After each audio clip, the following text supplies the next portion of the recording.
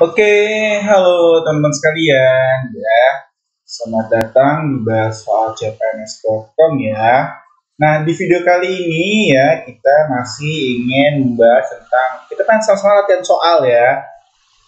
Soal-soal untuk persiapan UTBK, SBMPTN ya. Nah, di sini kembali kita yang sosum ya, sosial dan humaniora seperti itu. Jadi di sini ya sosiologi, sejarah, ekonomi gitu ya, geografi ya gitu ya. Oke, langsung aja kita mulai ya. Kita baca soalnya ya. Oke, sebentar. Oke. Manfaat data komposisi penduduk menurut tingkat pendidikannya adalah untuk A. Perencanaan tenaga kependidikan, B. Perhitungan kebutuhan tenaga kerja, C. Perencanaan sarana kependudukan, D. Perhitungan potensi tenaga kerja terdidik, E. Perhitungan alokasi anggaran pendidikan. Jadi yang mana nih jawabannya teman-teman ya? Oke, ya silahkan coba kalian jawab ya. Di sini tanya adalah manfaat, ya manfaat. Maaf, sorry, ya. Sini ada manfaat data komposisi penduduk menurut tingkat pendidikan adalah, nah jadi misalnya jadi eh, kalau misalnya kita punya data kependudukan nih, misalnya tingkat pendidikan S1, SMA, SMP, SD ya. Misalnya suatu kelurahan ini isinya 100, ya SMA-nya 90, SMP-nya 80. Ini ya tingkat pendidikan terakhir ya. Oke, gitu ya. Nah, ini yang mana pilihan jawabannya nih ya? Yang A. Perencanaan tenaga pendidikan, B. Perhitungan kebutuhan tenaga kerja, ya. C. Perencanaan sarana kependudukan, D. Perhitungan potensi tenaga kerja terdidik, atau E. Perhitungan alokasi anggaran pendidikan. Nah, ini yang mana manfaatnya ya? Manfaatnya yang mana gitu ya? Nah, kita lihat ya, jawabannya adalah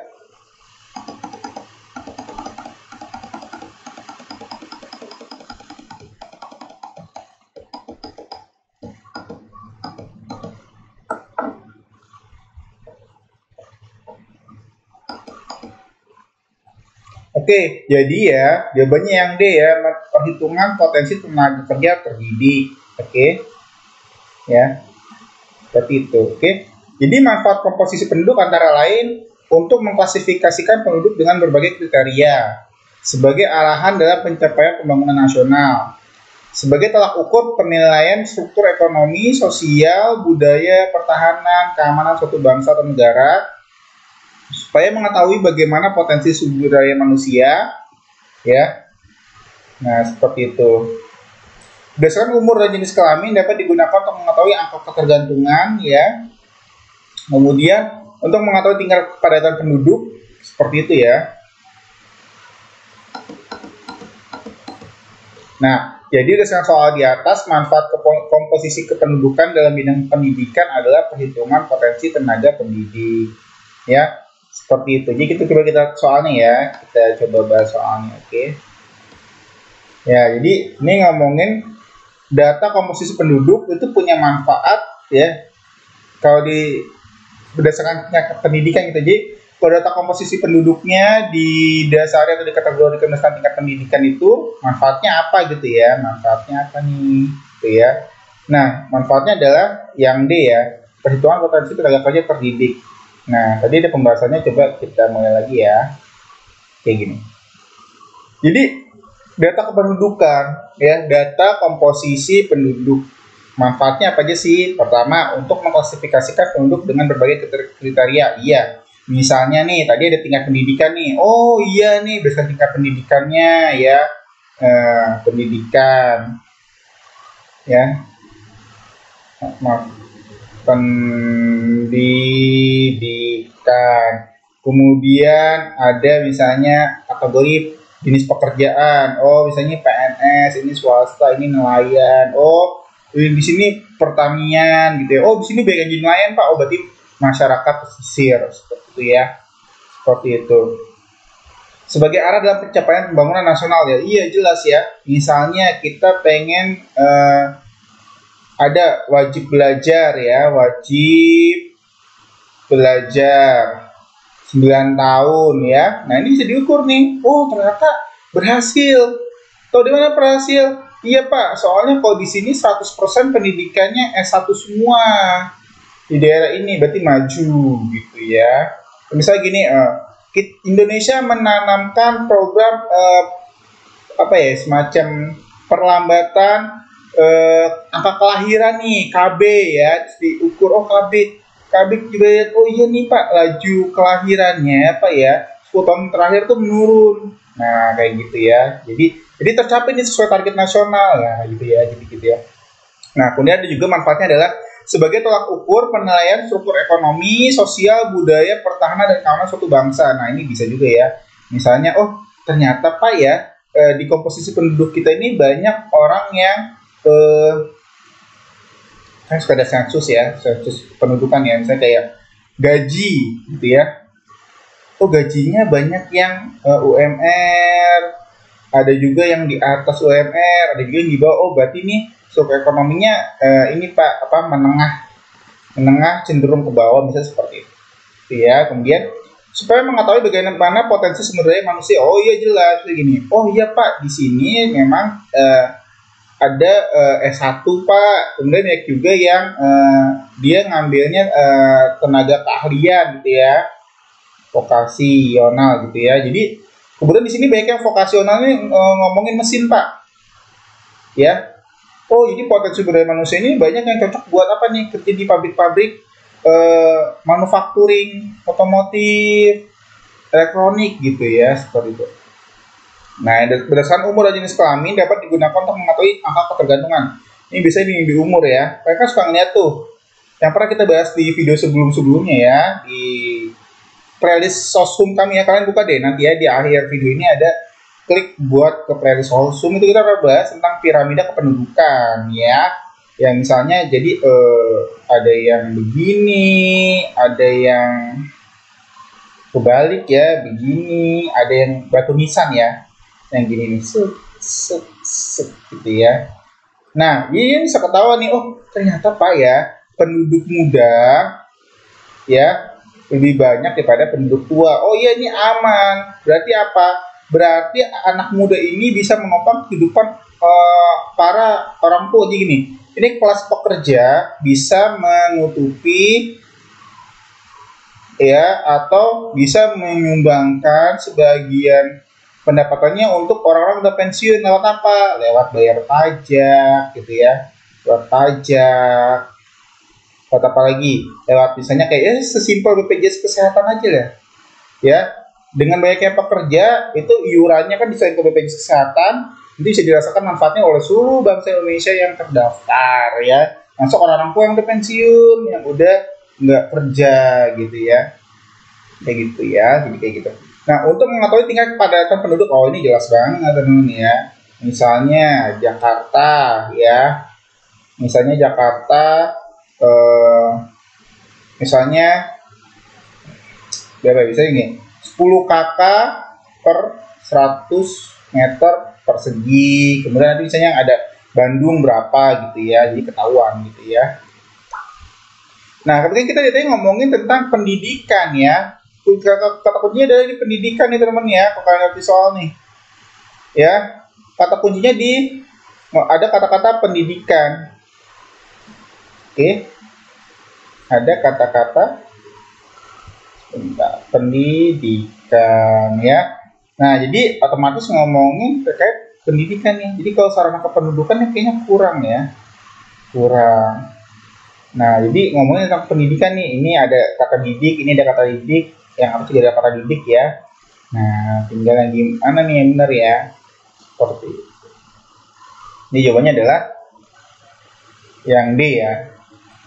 Jadi bisa, oh S1 100 orang, oh berarti ini potensinya bisa kerja misalnya di level apa gitu ya, SMA levelnya apa gitu pekerjaannya gitu ya. Oke, kita lanjut ke soal berikutnya ya. Ini juga pernah kita bahas nih ya di soal kita sebelumnya nih. Oke, kita baca lagi ya. Semakin meninggalkan pusat kota Jakarta, kegiatan ekonomi semakin berkurang. Sebaliknya, semakin masuki Bekasi, kegiatan ekonomi semakin ramai.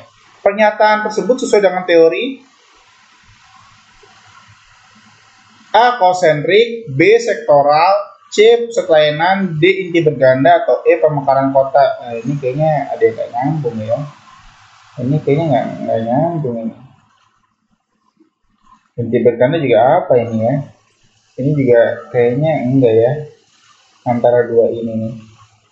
Lebih ke ini sih kayaknya ya. Tapi kita coba lihat ya teman-teman ya.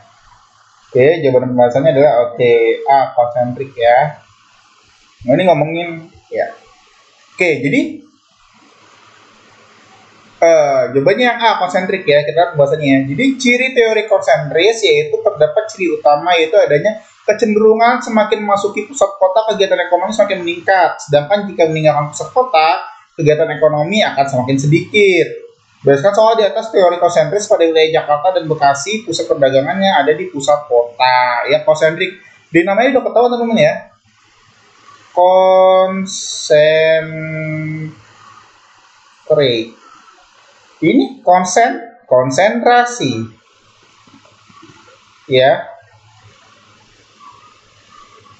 Atau fokus atau pusat. Nah, sebenarnya dari soal aja udah ketahuan jawabannya apa ya. Cuman, nah inilah pentingnya kalian sering latihan soal. Jadi teori-teorinya itu kalian pernah baca setidaknya, jadi kan bisa mengerti ini maksud soalnya apa sih. Jadi saya ini soalnya ngerti maksudnya apa ya. Berarti kan di soalnya kita tahu nih, oh berarti kalau keluar dari kota besar ekonomi makin lemah. Semakin ke kota besar semakin ekonominya rame. Nah, kan kalau kita lihat jawabannya ya, ini apa sih artinya konsentrik? Sektoral juga apa sih? Nah, ini makanya pentingnya latihan soal teman ya. Yuk, sama-sama ya. Kita belajar di channel ini salah satunya ya. Yuk, dukung channel ini dengan subscribe ya teman ya. Kami usahakan setiap hari ada video baru yang insya Allah ya niscaya bisa membantu teman sekalian. Oke? Lanjut ya, jadi konsentrik. Lanjut. Ya, oke. Oke, ya. Kondisi kependudukan yang mendukung keberhasilan pembangunan nasional adalah 1. Pertumbuhan penduduknya rendah. 2. Arus urbanisasi rendah. 3. Distribusi penduduk merata. 4. Jumlah penduduk produktifnya banyak. Nah, ini sebenarnya sih kelihatan juga ya dari jawabannya. Oke, kita coba lihat ya. Kondisi kependudukan yang mendukung, nah ini keberhasilan pembangunan nasional. Oke. Jadi pembangunan nasional itu contohnya apa sih? Yang berhasil ya pastinya sejahtera dan merata ya.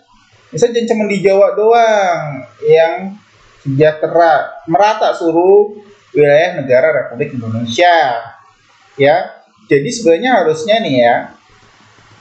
Ini ya iya ini benar. Ya kalian suka karena kalau kalian ikut bimbel ya, itu biasanya kasih tahu ya, misalnya gini. Kalau 4 benar berarti jawabannya antara misalnya C, D atau E gitu ya. Nah, itu nanti silahkan kalian deh, kalian biasain ya. Kalau di sini kita di video bahasa Cipanas kita pengen bahas semuanya, nggak mau yang kayak cerita gitu ya. Biar kita kan tujuannya biar kita banyak tahu, banyak bahas. Jadi kita kalau ketemu soal berbagai macam itu udah siap gitu ya. Ini juga di sini urbanisasinya juga harusnya rendah ya. Oke, udahlah kita lihat aja jawabannya apa ya. Jawabannya adalah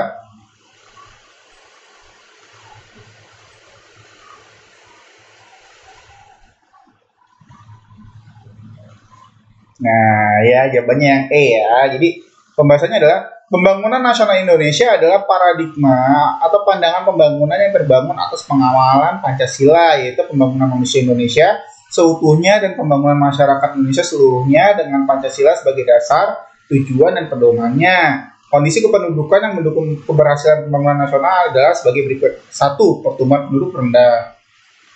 2. Arus urbanisasi rendah. Ya. 3. Distribusi penduduk merata. 4. Jumlah penduduk produktif banyak. Oke. Jadi jawaban yang benar adalah E. Semua jawaban benar ya. Jadi kita udah coba bahas yang atas. 2 dan 4 benar nih ya. Ini kalau di bimbel pasti bilangnya pilihannya kalau nggak C, ya 2 dan 4 atau E. 1, 2, 3, 4. Ya, nah kita bahas satu-satu ya. Kenapa itu termasuk ke faktor keberhasilan pembangunan nasional? Oke, jadi gini. Dari yang kita tadi dulu ya, jumlah penduduk produktif banyak. Ah iya ini, bener teman ya. Ingat, penduduk produktif itu apa? Penduduk yang, ya namanya aja ketahuan ya, penduduk yang, apa sih produktif itu? Yang menghasilkan. Ya, jadi maksudnya apa? Jadi kalau nggak produktif ya, tidak produktif itu pasti ngandelin subsidi ya. Buat bertahan hidup ngandelin subsidi, ya nggak masalah sih. Tapi kan ya kalau bisa kita di tangan yang di atas ya. Gitu. Jadi penduduk produktif banyak. Jadi penduduk yang menghasilkan apa? Jasa, karya, ya kerja ya di kantor gitu. Ini produktif, nggak cuma diem-diem doang, nongkrong, ngerokok, itu ngapain? Ya, ya. Nah, arus urbanisasi rendah. Nah, kalian harus tahu dulu apa sih arti urbanisasi? Urbanisasi. Jadi kayak kata urban dan isasi ya. Urban apa sih? Ya, urban itu kan artinya urban, suburban. Urban itu kota, teman, pusat kota. Itu bisa bilang kota aja gitu ya. Kalau suburban itu pinggiran kota. Sebagai contoh ini, di Jakarta pusat kotanya ya Senayan. Ya. Nah, suburban contohnya apa? Ya kayak di tempat saya sekarang nih, Jakarta Timur nih, Duren Sawit perbatasan dengan Bekasi gitu ya. Nah, harus urbanisasi rendah. Urbanisasi artinya apa? Orang pada pindah ke pusat kota, ya urban, terus jadi pada pindah ke kota. Jadi ya dari desa atau tempat yang enggak kota ke kota. Nah, loh kenapa Pak kok arus urbanisasi rendah dibilang sebagai pembangunan nasional itu berhasil ya? Karena gini, kalau urbanisasi nih, orang pindah dari desa ke kota ngapain sih? Ya nyari kerja, cari duit. Kenapa? Karena di desa nggak ada duit. Nggak ada duit. Kenapa nggak ada duit? Ya di sana ada apa sih di desa? Misalnya mohon maaf nih ya nggak ada kantor. Ya orang dagang juga susah gitu ya. Macam pertanian dan lain sebagainya gitu ya. Jadi mereka nyari duit pergi ke kota. Nah, kalau urbanisasinya rendah artinya apa? Artinya nggak ada nih orang dari desa ke kota ya buat nyari duit, gitu ya, nggak ada, gitu ya. Kenapa? Karena di desa sudah makmur, Jadi ngapain saya pindah ke kota yang isinya macet doang, orangnya sensian, klakson sana, klakson sini. Dengan saya di desa, udara yang masih bersih, toh juga hidup saya juga udah cukup gitu ya. Karena di desa sudah maju ya. Misalnya sudah ada BUMDes ya, Badan Usaha Milik Desa dan lain sebagainya ya. Jadi makanya arus urbanisasi rendah itu tandanya sudah berhasil pembangunannya. Sudah berhasil apa? Sudah berhasil merata. Ya, jadi nggak cuma yang di kota aja yang merasakannya, di desa juga ajib juga siap. Ya. Kemudian pertumbuhan penduduk rendah, ini relatif sih ya. Intinya ya program pengendalian penduduk ya KB-nya ya. Ingat ya, makin banyak jumlah penduduk, kemungkinan besar subsidinya yang makin gede teman-teman ya. Maksudnya kemungkinan besar orang yang harus disubsidi juga makin besar ya, dan pastinya distribusi penduduk merata ya. Ini juga kembali lagi, kenapa sih Pak distribusi penduduk merata itu tandanya pembangunan berhasil? Ya karena baik lagi ke sini ya. Nggak semua orang ke kota, ke Jakarta mengadu nasib nyari duit. Ada yang ke Kalimantan, ada yang ke Sulawesi, ada yang ke Papua, ya, malah ke Pulau Jawa Sumpah. Dan mereka mau karena apa? Karena semua sudah merata, ya. Di luar Jawa juga banyak kok pembangunan, banyak lapangan pekerjaan, dagang juga banyak yang beli dan lain sebagainya. Jadi pembangunannya berhasil. Intinya ya yang di atas tadi teman-teman ya. Nah, sejahteranya merata. gitu teman-teman ya. Oke teman-teman, jangan ditutup dulu videonya, kita mau berdoa bersama dulu ya. Oke teman-teman ya, sekian dulu ya. Jadi yuk kita berdoa ya. Kami doakan semoga teman-teman sekalian keterima di perguruan tinggi negeri yang diimpikan dan cita-citakan ya. Yang pengen bagian orang tua, yuk silahkan. Nah, selain itu jangan cuma keterima di PTN-nya dong teman-teman, tapi juga di jurusan yang diinginkan ya. Misalnya yang mau IT masuk ilmu komputer, teknik komputer, yang mau ekonomi, yang mau jadi dokter, kedokteran, yang jadi anak teknik gitu. Jadi ya di jurusan yang memang kalian inginkan, cita-cita kalian gitu ya. Amin amin ya robbal amin. Oke teman-teman, sekian, dukung kami dengan subscribe ya. Terima kasih.